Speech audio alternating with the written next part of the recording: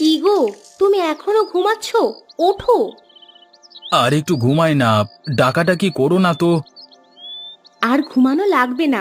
প্রায় ৮ ঘন্টা আগে ডেকে আমি রান্নাঘরে গেলাম। তোমার ঘুম ভাঙার এখনো কোনো নাম গন্ধ নেই। একটা মানুষ কিভাবে এত ঘুম কাতুরে হতে পারে? দাঁড়াও দাঁড়াও, উঠছি। বলি, কাজ কাম শিখিয়ে তুলে ঘুমালে কাজে যাবে কখন? ভূতে কি তোমাকে কাজ করে নিয়ে এসে খাওয়াবে? হ্যাঁ, ভূতেই কাজ করে খাওয়াবে। তুমি কানের কাছে এত ফ্যাচর ফ্যাচর করো না তো, শান্তিতে একটু ঘুমাতে দাও। কি? আমি ফ্যাচর ফ্যাচর করি? আমি তোমাকে শান্তিতে ঘুমাতে দিই না? ওগো, এই কথা শোনার আগে আমার মরণ হলো না কেন? তোর ছাতার মাথা, ঘুমাবই না আর, আপদ একটা। আমি এখন আপদ হয়ে গেছি? আপদ নয় তো কি, ষাঁড়ের মতো এত ডাকাডাকির কি আছে? হ্যাঁ, রান্না হয়ে গিয়েছে, ভাতগুলো খেয়ে আমাকে উদ্ধার করো। আমাকে কাজে বেরোতে হবে। মানুষ আমাকে চেহারা দেখে টাকা দেয় না, কাজ করা লাগে। কি আমার কাজের মানুষ রে, অকর্মা ঢেঁকি একটা। আমি অকর্মা ঢেকি, আর তুমি কি করো? তো অন্যের জুতো পালিশ, তার আবার বড় বড় কথা। হয়েছে হয়েছে, তোমার সাথে কথায় আমি পেরে উঠবো না। খাবার দাও, খেয়ে কাজে চলে যাই। উঠে এসো, আমি খাবার বেড়ে রেখেছি। ভালো করেছো। আমি সব সময় ভালো কাজই করি। সেটা তো দেখতেই পাচ্ছি। কিছু বললে তুমি? না না, কিছু বলিনি তো।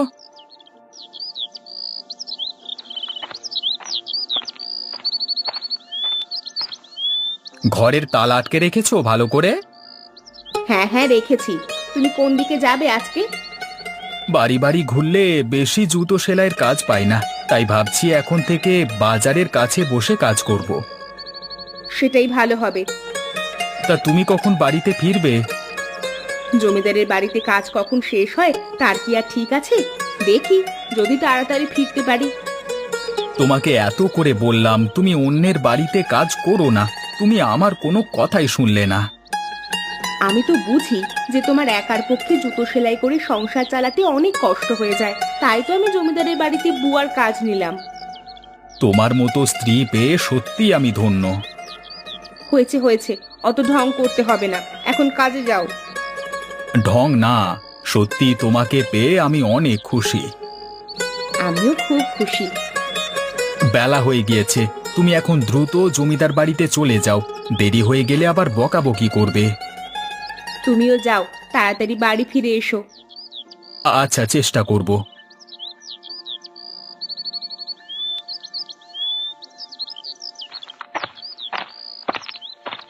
কিরে হামিদা, তোর আসতে এত দেরি হলো কেন? ইয়ে মানে, বাড়ি থেকে আসতে আসতেই দেরি হয়ে গেল। ইয়ে মানে কি? কাজ না করলে কি তোকে চেহারা দেখে পয়সা দেব? আর এমন হবে না। এই জন্যই এসব গরিব ফকিন্নিদের দেখতে ইচ্ছে করে না। দেরির দেরি করছে, এখন এসে আবার নানান বাহানা বানাচ্ছে। বাড়িতে রান্না করে স্বামীকে খাওয়াতেই দেরি হয়ে। ও, তোর বাড়িতে রান্না করে ভাত খেয়ে এসেছিস, এখন আমরা কি হাওয়া খেয়ে থাকবো? আমি এক্ষুনি রান্না বসিয়ে দিচ্ছি। গিন্নি, গিন্নি, এদিকে আসো তো।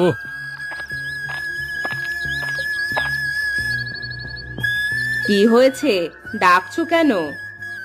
তোমাকে আগেই বলেছিলাম এমন ছোট লোকের বাচ্চাকে কাজ দিও না, তখন তো শোনোনি। এখন দেখো, সে এখনো রান্না শুরু করেনি। জমিদার বাবু, আমি এক্ষুনি বসিয়ে দিচ্ছি, অল্প সময়ের মধ্যে রান্না হয়ে যাবে। এইবারের মতো ক্ষমা করে দেন। আচ্ছা যা, এইবারের মতো ক্ষমা করে দিলাম, কিন্তু এর পরের বার থেকে আগে আমাদের বাড়িতে রান্না করবি, কাজ করবি, তারপর তোর নিজের বাড়ির কাজ করবি। আচ্ছা, তাই করব। মনে থাকে যেন। মনে থাকবে জমিদার বাবু।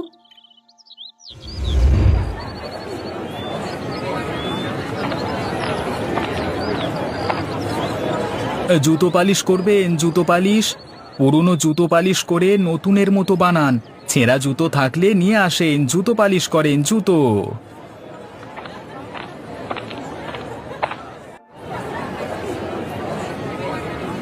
এই মুচি, দেখ তো, আমার জুতোটায় কাদা লেগে গিয়েছে, পরিষ্কার করে দে তো। পাটা এগিয়ে দেন স্যার, পরিষ্কার করে দিচ্ছি। আরে কি করছিস, কি করছিস ফকিরের বাচ্চা? নোংরা কাপড় দিয়ে পরিষ্কার করে দিচ্ছিস কেন? টিস্যু পেপার নেই তোর কাছে? না স্যার, আমার কাছে টিস্যু পেপার নেই। কাকে কি বলি আমি? তুই তো কখনো টিস্যু পেপার চোখেই দেখিসনি। এনে ধর, এই টিস্যু দিয়ে জুতোটা পরিষ্কার করে দে। দিচ্ছি স্যার। দেখুন হয়ে গিয়েছে। তেমন ভালো করে পরিষ্কার করতে পারিসনি। এই নে 5 টাকা রাখ। মাত্র 5 টাকা দিলেন? এটাই তোকে বেশি দিয়ে ফেলেছি। তোকে তো টাকা দেওয়াই উচিত না। বেশি কথা বললে এটাও দেব না, ঠিক আছে?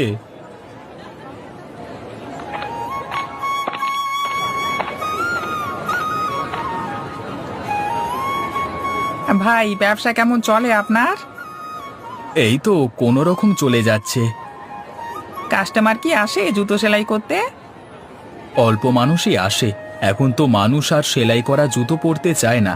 ছিঁড়ে গেলেই নতুন জুতো কিনে নেয়। তা আপনি কি নিয়ে এসেছেন ভাই? আর বলেন না ভাই, আমার ছোট মেয়েটা খেলতে গিয়ে জুতোটা ছিঁড়ে ফেলেছে। সেটাই সেলাই করতে নিয়ে আসলাম। দেখেন তো সেলাই করা যাবে কি না। যাবে, তবে একটু সময় লাগবে। অসুবিধা নেই, আপনার যত সময় লাগে আপনি নেন। আপনি একটু বসুন, আমি এখনই সেলাই করে দিচ্ছি। হয়ে গেছে আপনার জুতো সেলাই করা। দেখি। বাহ, সুন্দর হয়েছে তো। তা কত টাকা দিতে হবে আপনাকে? 10 টাকা দেন, ফিতাসহ লাগিয়ে দিয়েছি। আচ্ছা, এই নেন। আজকে আসি তাহলে, কেমন? আবার আসবেন। হামিদা, আমার জন্য 1 গ্লাস ঠান্ডা পানি নিয়ে আয় তো। নিয়ে আসছি জমিদার বাবু।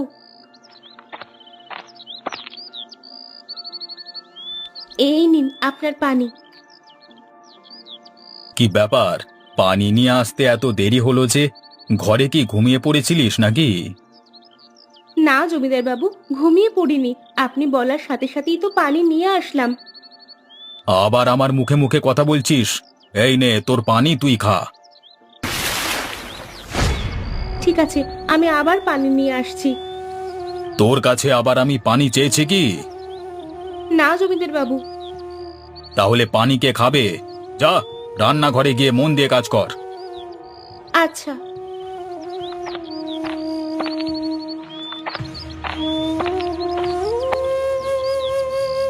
কি রে হামিদা, পাতিলগুলো এখনো পরিষ্কার করিসনি কেন? তুই কি আমাদের নোংরা পাতিলে রান্না করে খাওয়াবি? না, আমি তো জমিদার বাবুকে পানি দিতে গিয়েছিলাম, তাই বাসন মাজতে দেরি হয়ে গিয়েছে। আবার মুখে মুখে কথা বলছিস? তোরে কিছু বলি না দেখে? আমি জলদি করে সব কাজ শেষ করছি। তাই কর, না হলে তোর কপালে আরো দুঃখ আছে।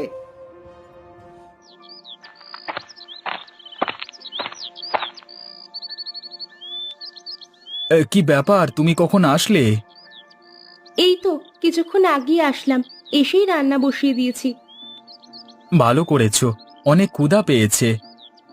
ঠিক আছে, তুমি গোসল করে নাও, আমি রান্না শেষ করছি। ঠিক আছে।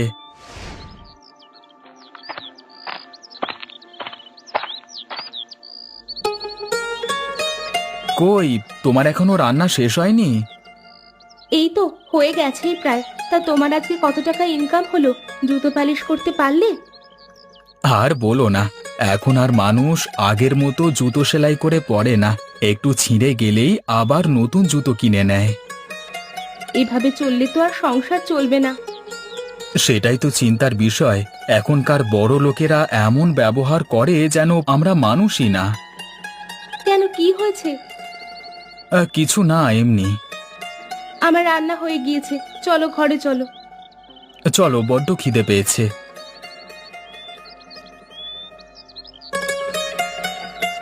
তুমি খাটে বসো, আমি খাবার বেড়ে দিচ্ছি। আচ্ছা।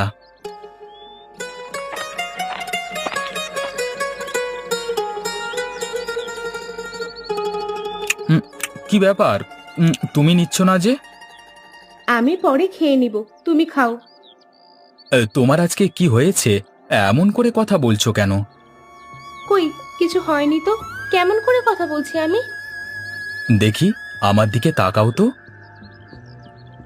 এ কি, তোমার চোখে পানি কেন? কি হয়েছে তোমার? কিছু হয়নি। তোমার গালে লাল লাল কিসের দাগ এটা? পড়ে গিয়ে ব্যথা পেয়েছি। এটা তো পড়ে যাওয়ার দাগ মনে হচ্ছে না, এটা তো হাতের নখের দাগ মনে হচ্ছে। বউ, তোমাকে কি জমিদারের বাড়ির কেউ থাপ্পড় মেরেছে? হ্যাঁ গো, কেন যে আমরা গরিব হয়ে জন্ম নিয়েছিলাম, পদে পদে শুধু অত্যাচার আর শোষণ সহ্য করতে হয়। তোমাকে আর কাজে যেতে হবে না, দরকার পড়লে না খেয়ে থাকবো, তবু সেখানে তুমি আর কাজ করবে না। তোমার তো তাহলে আরো কষ্ট হয়ে যাবে। কষ্ট হলে হোক, তবু যাবে না। তোমার গায়ে কেউ হাত তুলবে সেটা আমি সইতে পারবো না। আচ্ছা, যাব না, এখন তুমি খেয়ে নাও। তুমিও আসো, একসাথে খেয়ে নি। হাঁ করো। দাও। হ্যাঁ। আ একটা কথা কি জানো? কি? তুমি গরিব হলেও মানুষটা হাজার গুণ ভালো।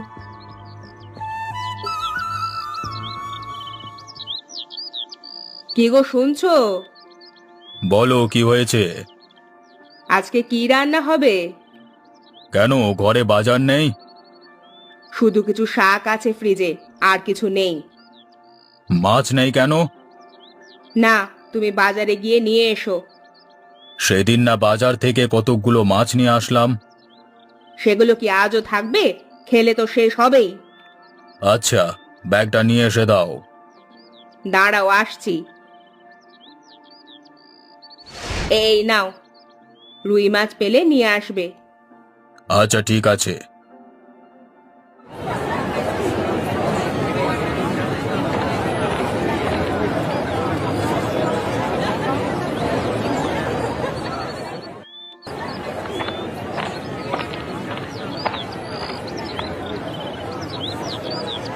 কিরে, রুই মাছ কত করে বিক্রি করছিস?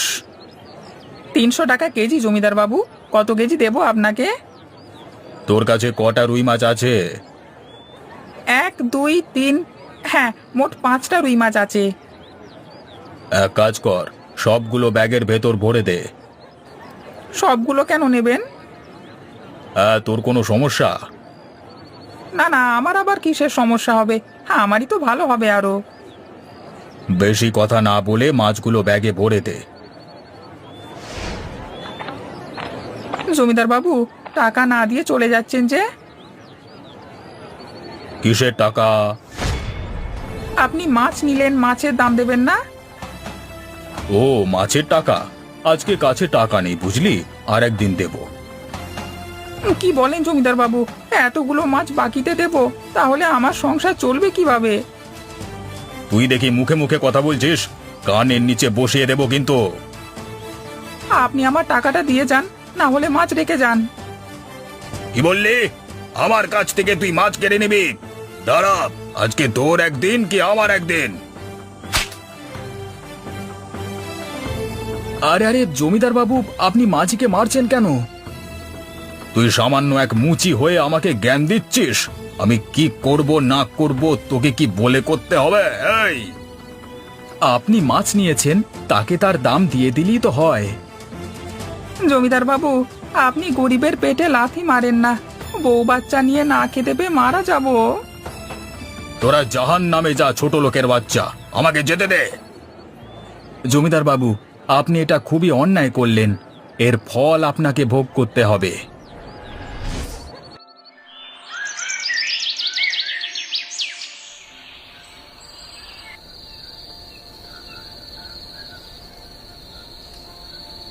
বউ, তুমি কই? আমি ঘরে আছি, তুমি চলে এসেছো? বাইরে এসো। দাঁড়াও, আসছি। বাজারের ব্যাগটা ধরো। আজকে এত আগেই যে বাড়ি ফিরে আসলে, কিছু হয়েছে নাকি?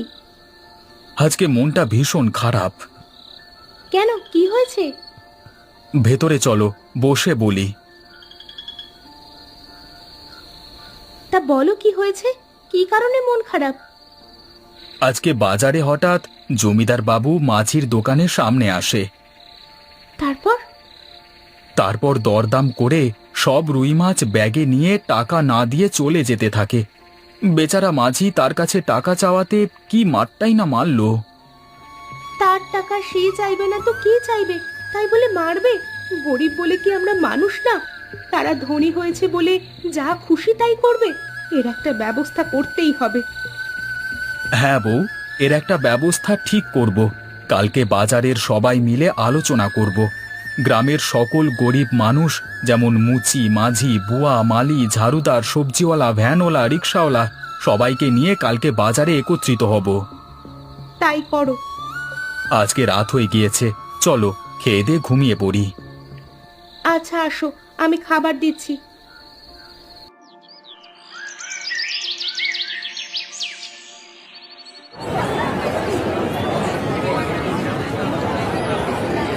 আমরা গরিব বলে পদে পদে গ্রামের মানুষ নামের কিছু পশু দ্বারা অত্যাচারিত হচ্ছি। তারা আমাদের মানুষ বলে মনে করে না। আমরা এর একটা সমাধান চাই, যাতে আমরা স্বাধীনভাবে রোজগার করে দুবেলা খেতে পারি। কেউ ক্ষমতা দেখিয়ে সব লুট করে নিয়ে যাবে, এটা আমরা মেনে নেব না। আমরা এসব অন্যায়ের বিরুদ্ধে প্রতিবাদ করব। আপনারা কি বলেন? হ্যাঁ হ্যাঁ, আমরা আপনাদের সাথে আছি। এই অন্যায়ের সঠিক বিচার নিশ্চিত করতে হবে। আমরা আর কোনো জমিদারের মতো মানুষ কিংবা ধনী যারা টাকার অহংকার করে তাদের কোনো কাজ করব না, কোনো কাজ করব না আজ থেকে। আমরা তাদের কাছে মাছও বিক্রি করব না, দোকানপাট তাদের জন্য বন্ধ, যাতে তারা নিজের কাজ নিজে করে বুঝতে পারে খেটে খেতে কত কষ্ট। আমরা বাঁচতে চাই, কারোর দ্বারা অপমানিত লাঞ্ছিত হতে চাই না। হ্যাঁ হ্যাঁ, আমরা সবাই এটা চাই। গিন্নি, এক গ্লাস পানি নিয়ে এসো তো। আমি পারবো না। হামিদা কোথায়? তাকে দিয়ে পাঠাও। সে কয়েকদিন ধরে কাজে আসে না, সে আর আমাদের এখানে কাজ করবে না। তুমি নিয়ে এসে দাও তাহলে।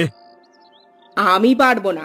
সকাল থেকে রান্না বান্না থেকে শুরু করে বাসন মাজা, জামা কাপড় পরিষ্কার করা, ঘর মোছা, এত কাজ করতে করতে আমার হাত ব্যথা হয়ে গিয়েছে। আমি কখনো এত কাজ করেছি? আমার গরম পানি করেছো? না, নিজের কাজ নিজে করো। আমি কি তাহলে আজকে গোসল করব না? তুমিই ভালো জানো। কি রান্না করছো আজকে? ঘরে কোনো বাজার নেই, তাই রান্না হয়নি। কাউকে দিয়ে বাজার করিয়ে নিয়ে আসলেই তো হতো। পাঠিয়েছিলাম, বাজার সব বন্ধ। তুমিই যাও। বুঝেছি, আমাকেই যেতে হবে।